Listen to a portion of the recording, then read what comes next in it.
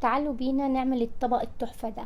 الحاجات دي تنفع طبعا سلطات في رمضان، هتبقى تحفة جدا وسهلة وبسيطة وتجديد برضو على السفرة. اول حاجة هنجيب بولة ونقطع الطماطم ونقطع خيار وهنتبله بملح فلفل اسود اورجانو نعناع اللي يريحك حطيه.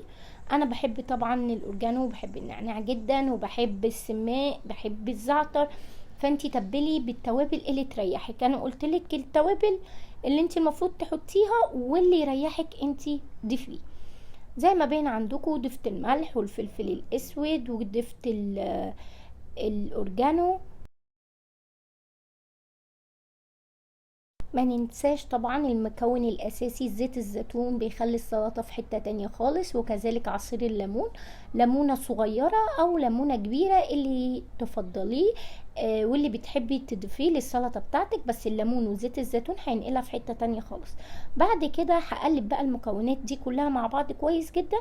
هكون مجهزة اللبنة بتاعتي، دي اللي انا هضيفه على اللبنة. يعني انا هجيب لبنة عادية جدا وهحطها في الطبق وهحط لها شوية زعتر، ولو عايزة برضو تزينيها بشوية سماق اوكي. يلا بينا بقى نجهز اللبنة بتاعتنا، هننقلها في الطبق.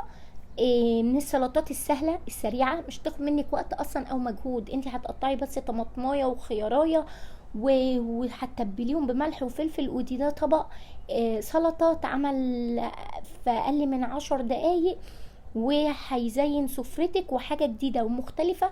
وكمان هتقدميه جنب من الخبز المقرمش ده اللي هو المحمص. حاجة كده تحفة، وان شاء الله تعجبكم. ولو عجبكم الفيديو ما تنسونيش في اللايك والشير وسبسكرايب، ولو لسه ما فعلتوش الجرس انزلوا تحت وفعلوا الجرس عشان يوصل لكم كل جديد. انتظروني في فيديو جديد. باي باي.